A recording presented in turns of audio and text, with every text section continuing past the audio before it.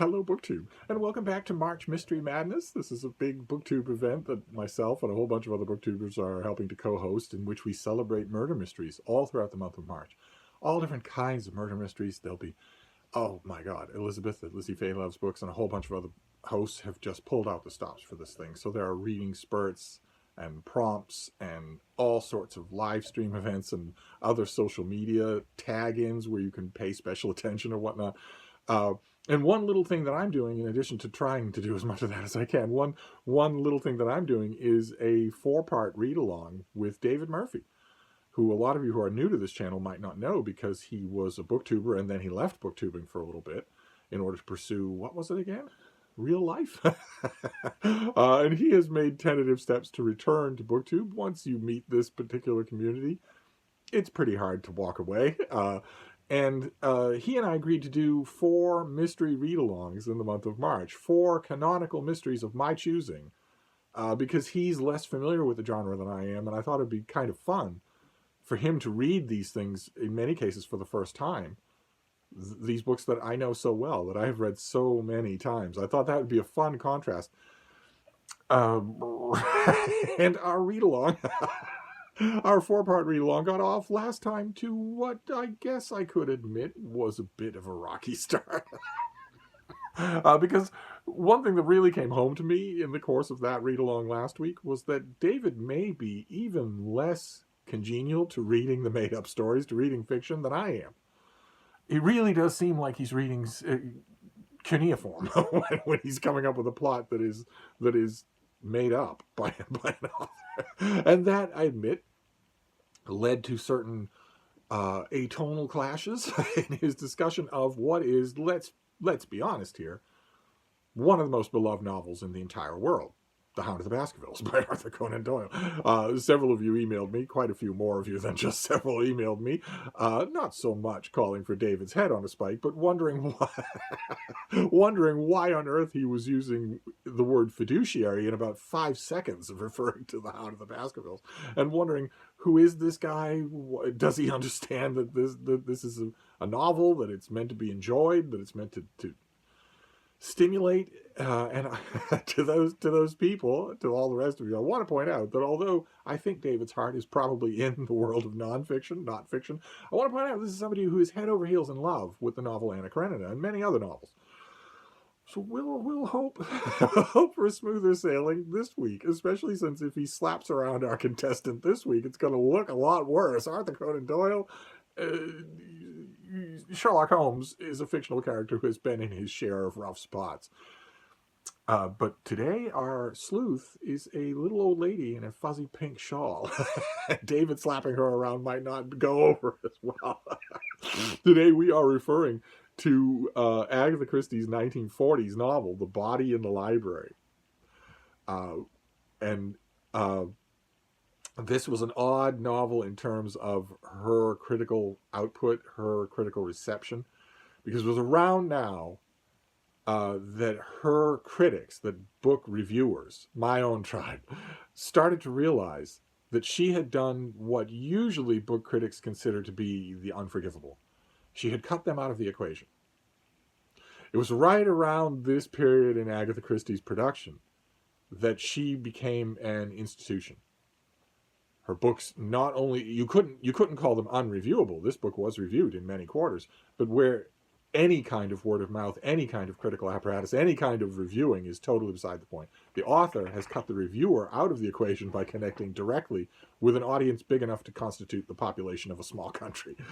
Critics never forgive that. They don't like it, and they'll usually respond by either ignoring the author from now on or poo-pooing them as not being as good as they used to be. And that isn't true. That didn't happen with this book. Critics recognized it, I think, as they have ever since, as Agatha Christie really writing at the peak of her powers. Although, rereading it for this little read-along, I was struck with a lot of things that I hadn't read this thing since the mid-1990s, something like that. I read it again for this little read-along. I was struck by a lot. This is the story of Gossington Hall. This is a story of Colonel Bantry and his wife. And their stately home that has, a first floor library with big French windows that let out onto the lawn. So it's the easiest thing in the world for someone to just walk into the library. And one morning, the body of a young woman is found on the hearthrug of the library at Gossington Hall. That is the body in the library. And it's scandalous, of course. The Colonel Bantry is largely beyond suspicion, as is, of course, his silly and high-spirited wife. But there are all sorts of other suspects, and it's a definite social stain, regardless of who done it. And the Bantrys are old friends of Miss Marple, who lives in St. Mary Mead, and who is well known among her friends as being incredibly shrewd when it comes to detecting and getting to the bottom of crimes.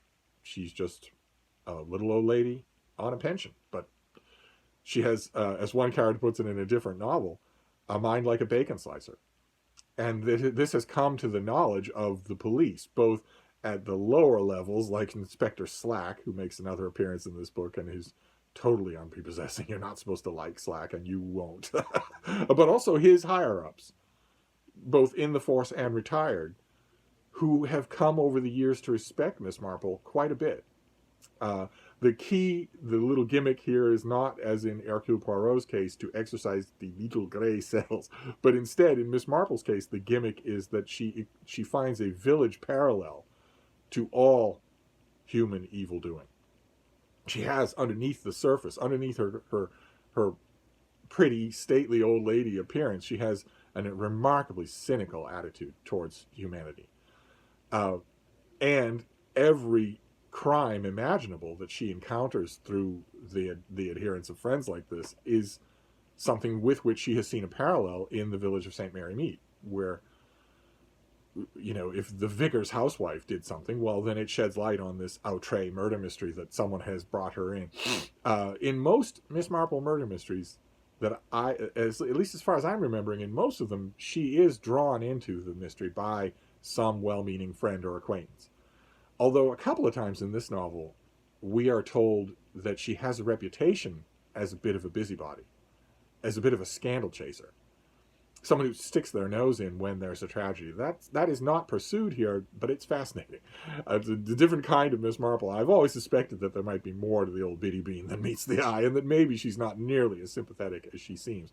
And actually, quite a few of you in the last month, in March Mystery Madness, fittingly enough, have told me that the obverse is also true for Hercule Poirot, who's I've never liked, who's never seemed to me to be human. Quite a few of you have said, well, okay, you have to read between the lines. If you read between the lines in his books, you will see a very human figure. And I'm wondering now, having read this thing all afresh, if maybe if you read between the lines with Miss Marple, you come to the opposite conclusion. Maybe you're reading about someone who's not all that nice. But anyway, the police come, and Dolly Bantry enlists Miss Marple, who comes to look at the body, and word starts to spread, and there are suspects, because the dead girl appears to be someone named Ruby Keene, who was a nice, pretty, but slightly dim-witted dancer at the local seaside resort, and who was a favorite of a regular wealthy visitor to that resort, Conway Jefferson, who had a horrible tragedy in his life, lost most of his family and both his legs.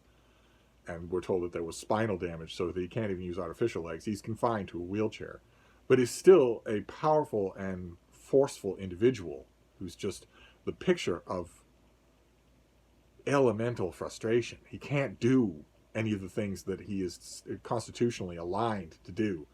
But he was a financier, and again, we have reading between the lines here, because when he tells his own story, a very affecting moment in one chapter, he says that in order to recover psychologically from the huge tragedy of losing his children, or most of his children, in a car crash, he threw himself into investing. He threw himself into the world of money making, and that everything according to him, everything he touched was gold, turned to gold, made money. But when other people talk about his finances, a very different picture emerges. It seems like he's not all that good at investing. Like he's mainly losing money, and he has sort of a quasi-family group grouped around him there at Daymonth, there at the seaside resort. And that group has a mixture of the kind of murder mystery responses that you would expect when they learn that Conway Jefferson was thinking of adopting Ruby Keene and settling a large amount of money on her that would otherwise have gone to them. So there are numerous suspects. There's also a film bloke who also has a very affecting chapter later on in the book when the woman that he is seeing gives us some very affecting moments when she talks about their life and the strain of it and whatnot. And the same thing with a dance professional at the resort where Ruby Keene worked. The same thing with the schoolgirls who are brought into the investigation room in order to talk to Miss Marple after a different body is found. A car is found burned in a gully with a dead body at the wheel, burned as well. We know, because this is a murder mystery, you know right away that the two murders are going to be connected. That it's not that like two murders would happen in this quiet little seaside resort in the same span of time. They have to be connected. And you know that also because if you've read any Agatha Christie, you know that she is a master string puller. She is not just manipulating the plot to a fairly well, but she's manipulating you as well. That shows really strongly in this book, in its climactic chapter, all the way at the end, when Miss Marple orchestrates the kind of catch him in the act moment to reveal the murderer that is totally unnecessary. It is pure Agatha Christie just manipulating you to keep you eagerly reading to the last page. She holds back the major revelations until literally almost the last page, even though she makes it clear that Miss Marple knows who the murderer is long before that, right at the beginning. She knows who the murderer is. She knows there'll be another murder, and she knows there'll be an attempted third murder.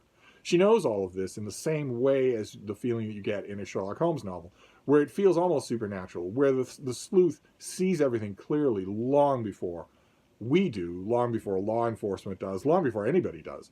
And Agatha Christie brings us to a moment that the forbidding charisma of Sherlock Holmes never actually allows.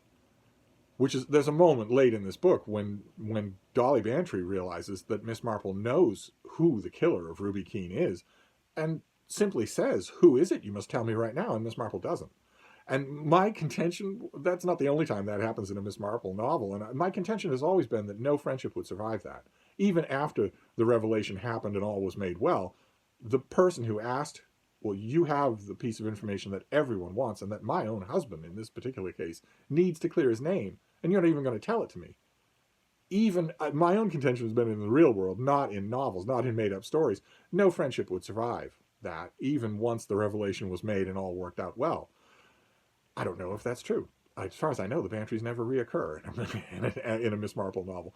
But one thing I did notice over everything else here, I mean, the pacing, the plotting, that virtuoso climax that just will keep you flying through the pages. I was doing it myself. I was ignoring everything around me when I know the ending to this book. I've read this book many times, but it didn't matter because it's so well orchestrated.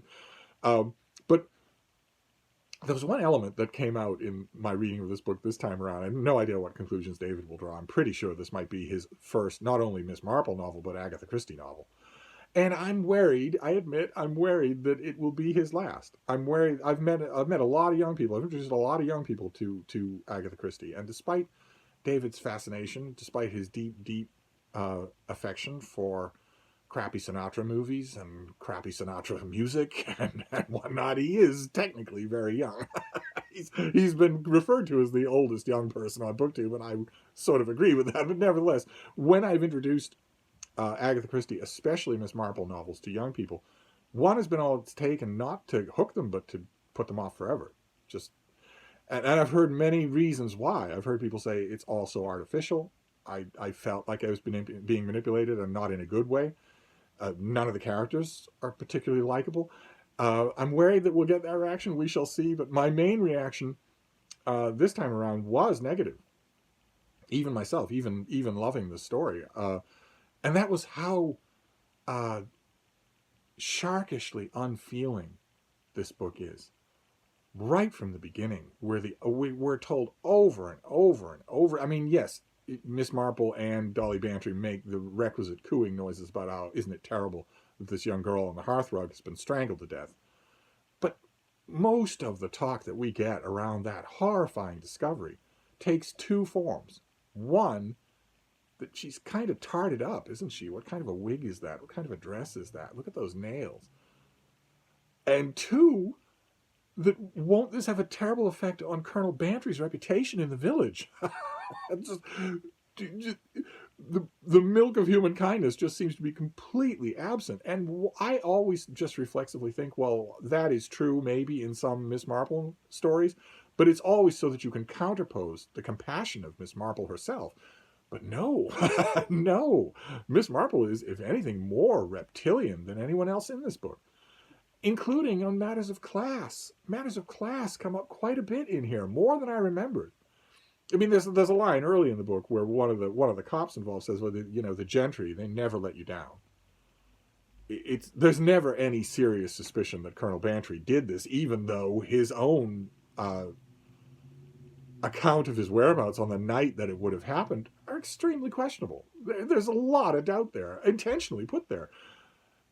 But it never sticks. Not at all. The thing we're supposed to worry about with Colonel Bantry is not that he will eventually be revealed to be the killer, but that he'll start to be, snubbed by the grocer, or that people will stop returning his calls for social events. The more I read that, the more I was thinking, this is what you're concentrating on? And then there's a second dead body.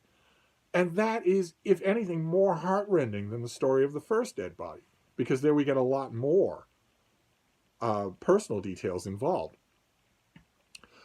But even that doesn't save it from that sharkish element, because I don't want to give away there's a twist at the 2/3 mark and then there's a twist at the very end. I don't want to give either one of them away, but the twist at the 2/3 mark involves the two dead bodies. The book has two dead bodies, one in a burned car, one on the hearthrug at Gossington Hall. And the thing that I noticed about all of the very empathetic details of the second murder is that they effectively erase all of the empathy of the first murder. It's like there's only a very small amount of human feeling allowable in this book, and it won't spread out to two different dead bodies. If you're going to start to feel sorry for one victim, it's going to be at the expense of the other. And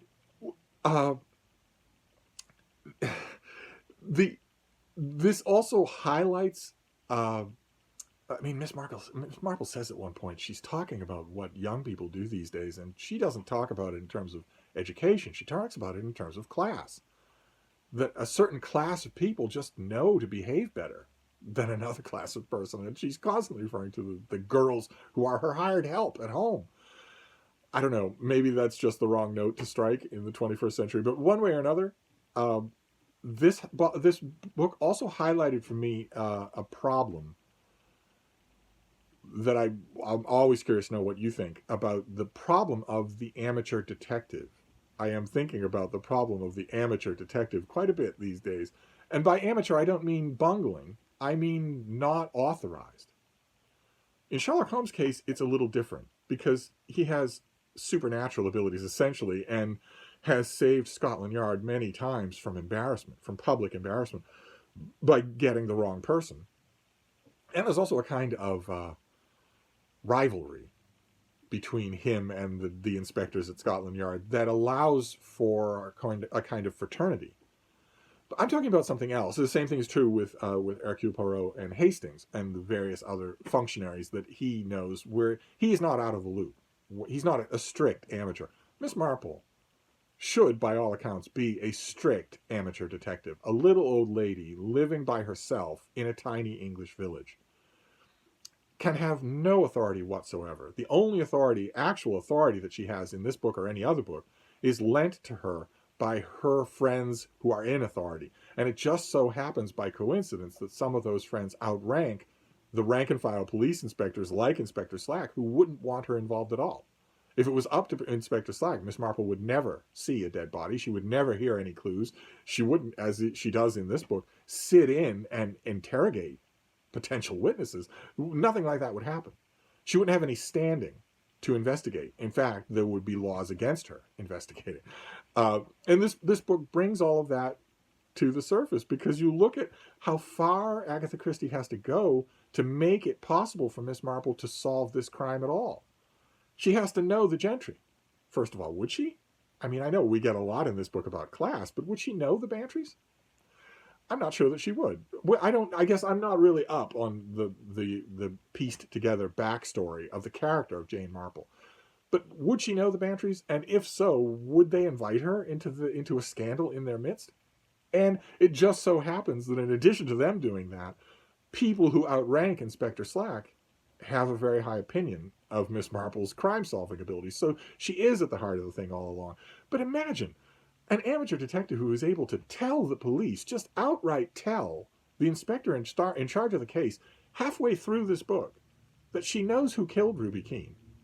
And she knows that more violence is coming. And not be compelled to tell anything else, not be compelled to say anything more than that. And that's to say nothing of the theatrical ending. I'm not knocking the ending. Those of you who've read this book will know what I'm talking about. I'm not going to spoil it, but it is incredibly theatrical and works really well. It's not necessary at all. Not at all. The contrivance at the end of this book. Conway Jefferson actually pokes a little fun at Miss Marple and says, going a little far, wasn't it? And she says, one likes to be sure. That's the phrase she uses when you read the end of this book and you think, okay, well, off the top of my head, I can think of 10 different ways that you could have been sure without doing this. But nevertheless, it happens in many Miss Marple novels, and it's always so perfectly done that I'm willing to write it off, because you don't come to Agatha Christie for verisimilitude. But the thing that I noticed most about reading this book this time around, who knows when I'll read it again. I'll let a little bit of time go, although I am definitely going to read more Christie.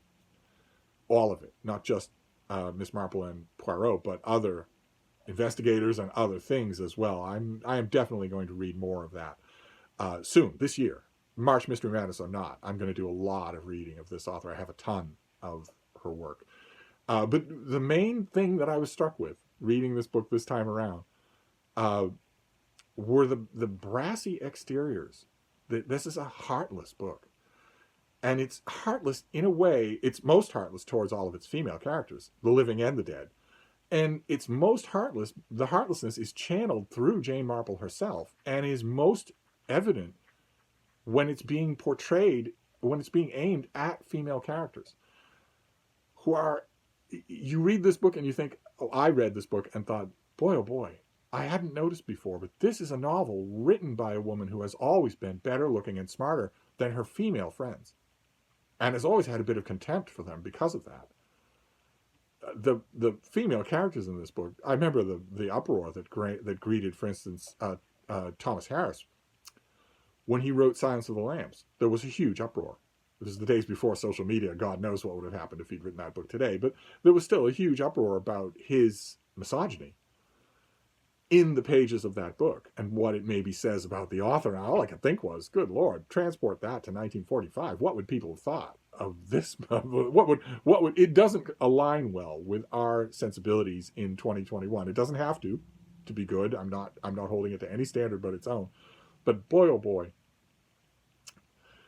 you are supposed to care more. I don't think I'm doing violence to the plot at all when I say you are supposed to care more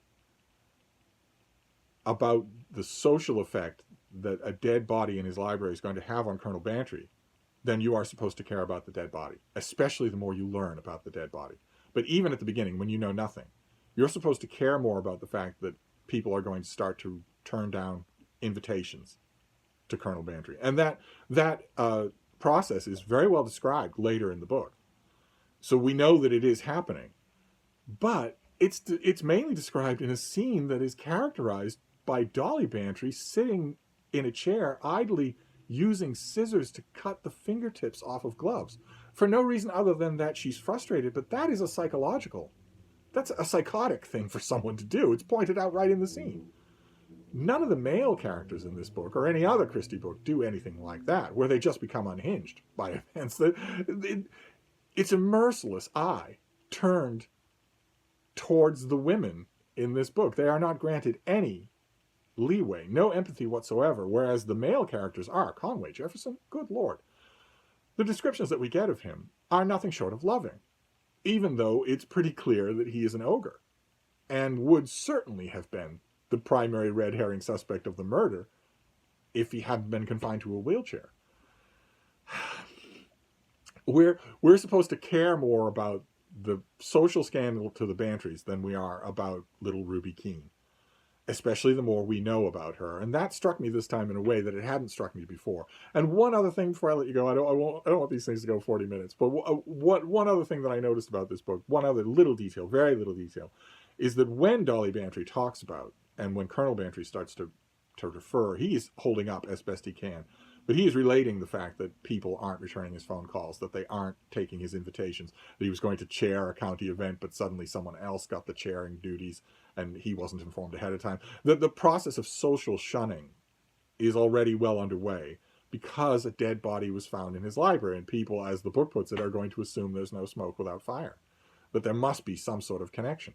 Now, once again, I want to point out that Colonel Bantry's behavior on the night of the murder is odd. It's murky. In another book, maybe a later book, the detective, amateur or otherwise, would have been all over it like a wet blanket, and it doesn't happen in this book. It's just the Gentry will never let you down. The one last point that I want to make here, I was reading that chapter again in this book, and I was just thinking it, I think I was saying it out loud, is that the correct solving of the murder, the correct solving of those two dead bodies, the correct decipherment of who the killer was, would not stop that process. The body in the library would be the end of the Bantrys, regardless of who killed that body and put it there. That's just the way these things work. And it's kind of telling that although Agatha Christie sets Miss Marple in a tiny little village, she herself just clearly has no idea how things work in such villages. It wouldn't matter, is what I'm saying. The process that we are led to believe in the course of this book is the main thing to avoid, the main injustice here, not the dead girls, but that the Bantrys would stop getting tea cozy invitations. That injustice would happen anyway. All it would take is the one scandal. The police at the hall, the body on the hearthrug. That's all it would take. It wouldn't matter what the solution was. The Bantrys would still be done. They would still be black sheep. I don't know. I don't know if Agatha Christie ever saw that or how much of that was designed to just be willing suspension of disbelief. I really enjoyed rereading this. I had lots of issues with it, but I kind of like that when I revisit a book that I haven't read in a long time. And like I said, this, and I read also Curtain just recently because it was mentioned on BookTube. It's a Hercule Poirot novel that was very famously lampooned in a later pastiche. And the combination has made me want to read this author again. I think she's fascinating.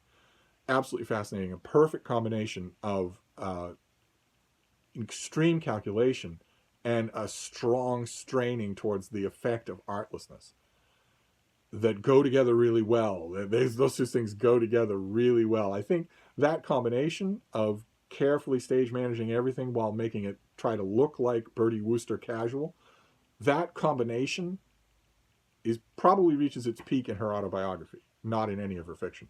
But I could be wrong about that. It's been a long time since I read a lot of her fiction, so I'm going to go back to all of that thanks to March Mystery Madness. And we'll see what David makes of this. Maybe nothing.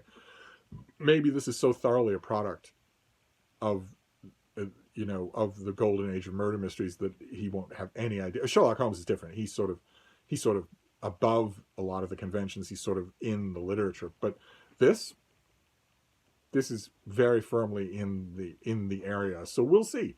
We'll see what David makes of it. We are doing only classics for this month's read-along. So we did Hound of the Baskervilles, and the word fiduciary did come up, but nevertheless, we had a good read-along. We're doing The Body in the Library this week. Next week, we're doing The Daughter of Time by Josephine Tey, one of the best-selling murder mysteries of all time. And a historical murder mystery, in a way. A historical murder mystery. So I'm going to wrap this up for now. Otherwise, I'm just going to keep talking about little details that came out at me in this read-along.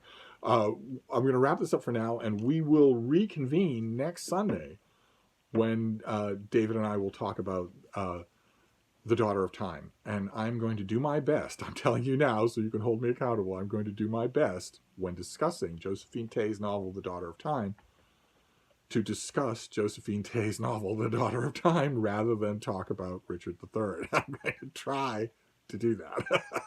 We'll see. We'll see if I succeed. But anyway, I'm going to wrap this up and I'll be back. Thank you, BookTube.